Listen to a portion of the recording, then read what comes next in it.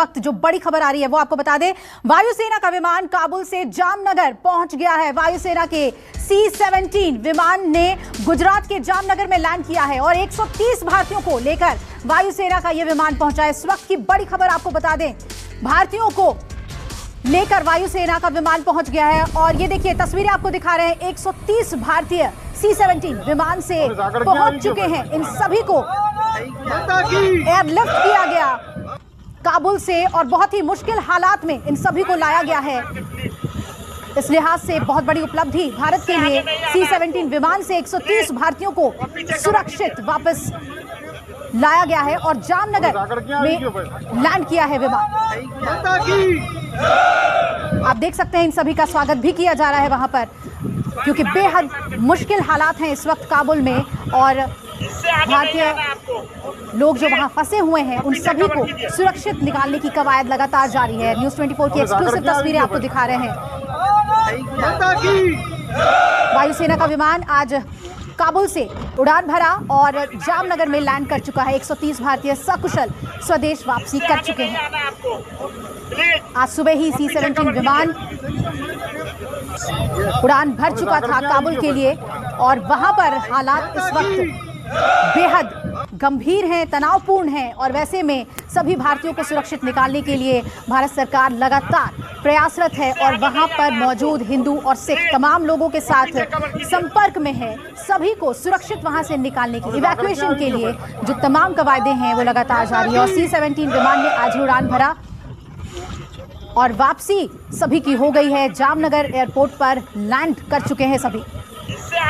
संजीव त्रिवेदी मेरे सहयोगी लगातार इस पर नजर बनाए हुए हैं। संजीव, इवैक्यूएशन भारत के लिए, सभी भारतीयों के लिए अफगानिस्तान से एक बड़ी चुनौती है और उसमें काफी सफलता हमें मिल रही है।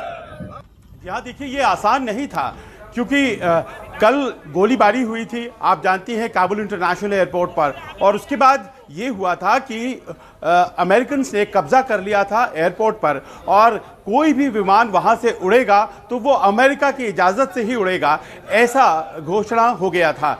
तो कल रात में हमारे NSA डोभाल साहब ने बात की अमेरिकन NSA से और दोनों राष्ट्रीय सुरक्षा सलाहकारों के बीच ये बातचीत हुई कि किस तरह से कोऑर्डिनेट किया जाए हमारे जो अधिकारी हैं, ख़ासतौर पर दूतावास के जो अधिकारी हैं और जो हमारे नागरिक वहाँ पर हैं उनके रेस्क्यू को।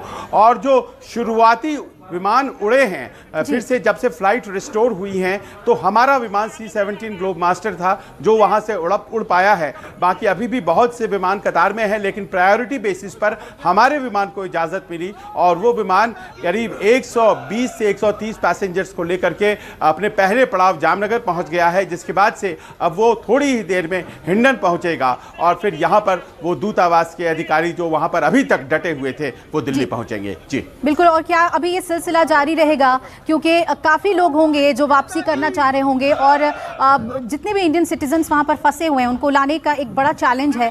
ये सिलसिला अभी जारी रहेगा। संजीव, आपने सही कहा, अभी बहुत से ऐसे इंडियंस हैं, इंडियन नेशनल्स भी हैं इसमें जो कि भारतीय पासपोर्टधारी हैं, वो वहाँ काम करने के लिए गए थे। कुछ लोग अभी भी फंसे हुए हैं वहाँ पर, कुछ कंपनियों में काम कर रहे हैं, कुछ वैसे हैं वहाँ पर, तो उन्हें लाने का एक चैलेंज अभी भी बरकरार है और देखना है कि उसको कैसे अंजाम दिया जाता है। एक बड़ी कार्रवाई के तहत अभी ये हवाई जहाज आया है रेस्क्यू के लिए। एक और हमारा C-17 ग्लोब मास्टर तैयार है और कोशिश ये लगातार जारी है। एक हेल्पलाइन नंबर दिया गया है MEA के द्वारा, विदेश मंत्रालय के द्वारा, और कोशिश की जा रही है कि ज़्यादा से ज़्यादा लोग हर बार लाए जा सके। उत्तर प्रदेश से ताल्लुक़ रखने वाले कुछ लोग वहाँ फंसे हुए हैं। मनजिंदरजीत सिंह सिरसा जो कि अकाली दल के नेता हैं, उन्होंने भी ट्वीट कर बताया है कि कुछ लोग फंसे हुए हैं। इन सबों को अब लाने की चुनौती बाकी रहती है। जी बिल्कुल। और तस्वीरें हम लगातार दिखा रहे हैं, इन्हें इन सभी का स्वागत किया जा रहा है क्योंकि एक कंसर्न है कि हमारे जितने भी भारतीय वहां पर फंसे हुए हैं वो सुरक्षित वापस आ जाएं। किस तरीके से फैसिलिटेट किया जा रहा है संजीव, क्या कदम उठाए जा रहे हैं दूतावास की तरफ से? ये कहा गया कि जो हिंदू और सिख वहां पर हैं उन सभी से संपर्क में है भारत सरकार। देखिए, सबसे पहली बात तो ये की गई कि जितने हमारे दूतावास में अधिकारी कर्मचारी थे उनको वहाँ से लाने का फैसला कर लिया गया। और इस बाबत सबसे पहले राष्ट्रीय सुरक्षा सलाहकारों की बातचीत हुई। अमेरिकी राष्ट्रीय सुरक्षा सलाहकार को कन्विंस किया गया। उसके बाद कल रात ही हमारे विदेश मंत्री ने अमेरिकी विदेश मंत्री से भी बात की और रास्ता प्रशस्त किया, क्योंकि जो रास्ता था काबुल के शहर से लेकर के एयरपोर्ट तक का 4 मील का रास्ता था, वो तालिबानियों के कब्जे में है। तो वहां से गाड़ियों का निकलना और फिर एयरपोर्ट जो है वो अमेरिकियों के कब्जे में है, फिर वहां पर उनसे हरी झंडी लेना और तब जाकर के हवाई जहाज उड़ पाता, क्योंकि एयर ट्रैफिक कंट्रोल भी तो आखिरकार अमेरिकियों के हाथ में ही था। तो ये तमाम चीजों को कोऑर्डिनेट किया गया और वहां से अब निकला गया है। अब जो बचे हुए हैं उनके लिए ये तय किया गया है कि इलेक्ट्रॉनिक वीजा की व्यवस्था की गई है, जिसके तहत बिल्कुल, यानी कि जितने भी अहम कदम हैं वो उठाए जा रहे हैं। संजीव, आप बने रहेगा हमारे साथ। जामनगर का रुख कर लेते हैं, वहां मेरे सहयोगी जगत बने हुए हैं, लगातार नजर बनाए हुए हैं। जगत, ये बहुत बड़ा पल है, 130 भारतीय सकुशल वापस आ गए हैं और स्वागत किया जा रहा है। तस्वीरें हम उनको दिखा रहे हैं। जामनगर के एयरपोर्ट में C-70 करके जो प्लेन है जामनगर से लिंक हुआ है, यहाँ पे काफी बहुत बड़ा सब लोग बोल रहे हैं। 130 जो भारतीय थे उसको यहाँ पे सुसार देखने को मिल रहा है। राज्य मंत्री जाडेजा, यहाँ की महापौर बीनाबेन और काफी उम्र आदिवान जो है वो का हार पहना के उसका स्वागत कर रहे हैं। जगत, ये बताइए कि जो लोग वापस आए हैं उसमें कौन कौन लोग हैं? बताया जा रहा है कि दूतावास के ज्यादातर ऑफिशियल्स हैं जो वापस आ चुके हैं।